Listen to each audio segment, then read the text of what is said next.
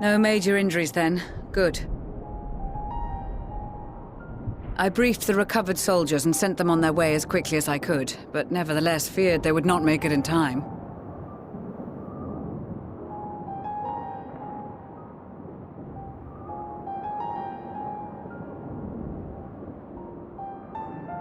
The additional support was invaluable.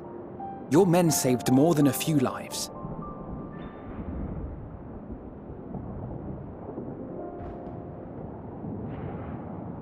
Though not all, I regret to say.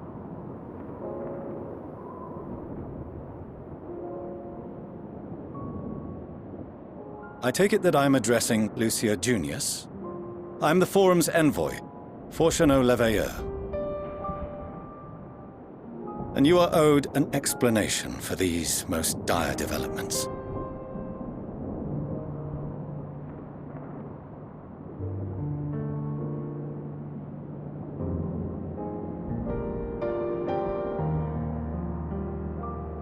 Another trial wrought by the final days.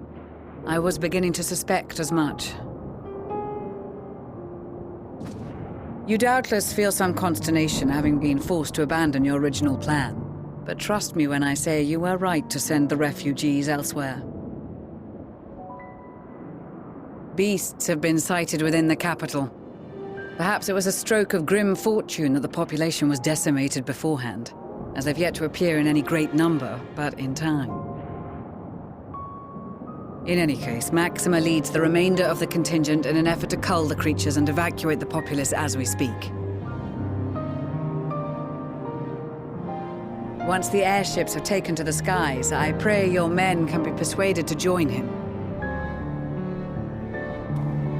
You'll permit us to retain our weapons?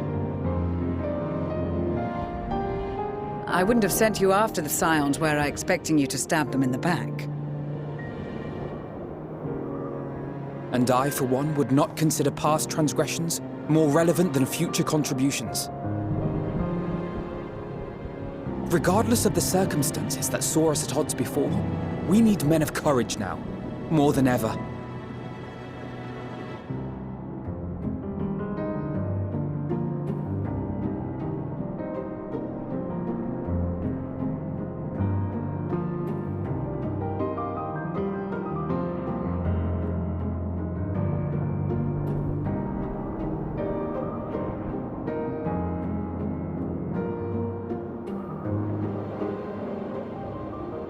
We swore to defend Garlemald, and so we shall.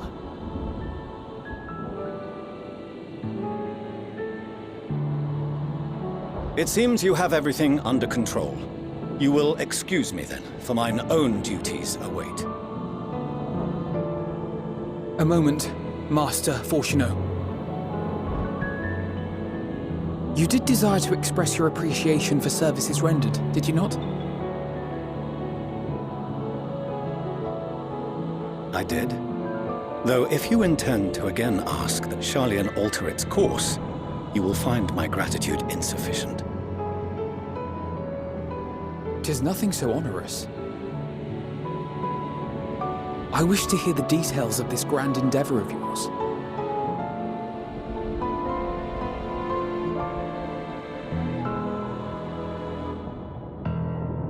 Do you swear to listen and to learn, and not to embark upon some scheme to impede us? I swear.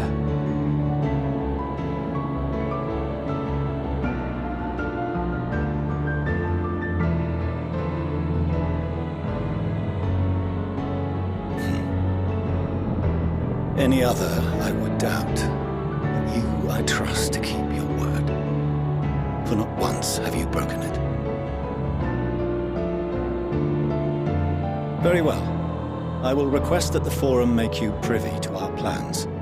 You may await our summons at the Baldessian Annex, assuming the decision is in your favor. Does that suffice? It does. You have my thanks. Excellent. You can regale us with tales of your most recent sojourn to the First while we wait.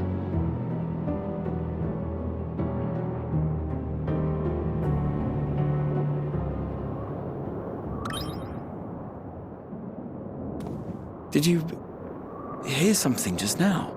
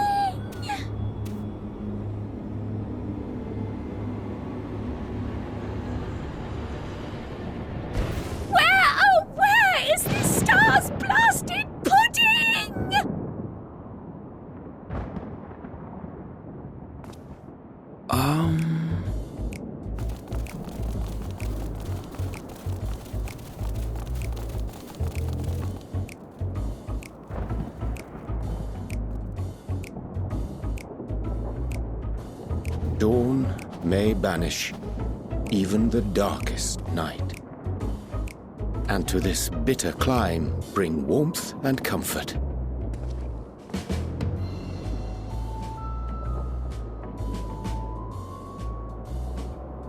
'Tis heartening to see such an assembly upon my return. I thought often of you whilst I looked down upon our star's brilliance from the moon above. Yes, but what are you doing here? And dressed like that? Aren't you cold? Verily, I fear for my health should I proceed to expound upon our purpose ere I procure more suitable garments. Then allow me to summarize. We're here because none of you lot are up there. Nor has anyone deigned to send word about any changes in the plans. It's rude, is what it is. At least that's what I thought at first, but then folks got to wondering if you weren't in a spot of bother, so we decided to take matters into our own hands. Come down here and help, if our help be needed. So she says, but it's also something of a convenient excuse to visit Aetherius. Oriange made it sound absolutely marvelous. More so before the impending doom, but still. And it's not like there will ever be a better time. What with the aforementioned doom? Marvellous, they say, yet not an ons of pudding to be found. I must suffer Oriange's inferior works no more. Hey! Maybe consider the plight of present company before you go blathering on about pudding and doom? Ahem. As I was saying, should you require any assistance with whatever, we are at your disposal. We were born from Heidelin's love for the lives of this star, so naturally we would much prefer to see them continue. Twiddling our thumbs up on the moon is hardly conducive to that, though, is it? Aye, not when you've all got such precious thoughts and feelings and hopes for the future deserving of more active preservation. Speaking to Oriange made us realize that while we've carried out our duties to the letter, we've failed to fulfill them in spirit. From there, it was just a hop, skip, and a jump towards resolving to do better. So please, show us how. Help us help you.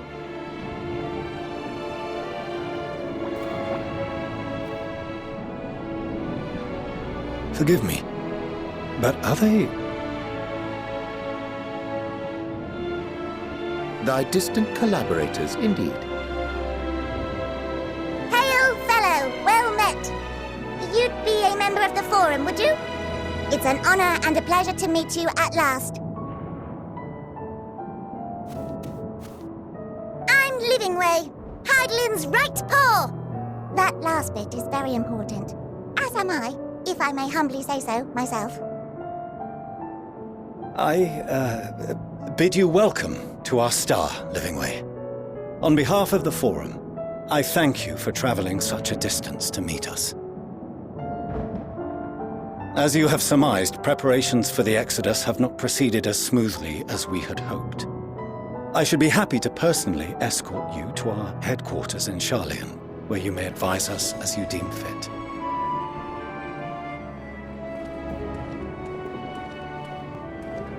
'Twas with reluctance that I set aside the great work of readying the moon for habitation.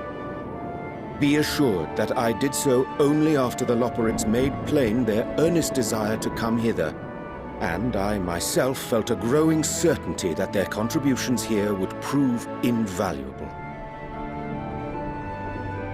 'Tis trite, perhaps, but I followed my heart.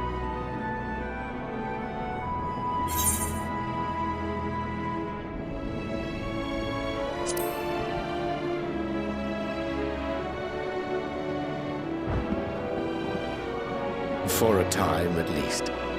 Nevertheless, 'twas worth the journey to find present company well. Will thou attend us at the Forum and lend thine own wisdom?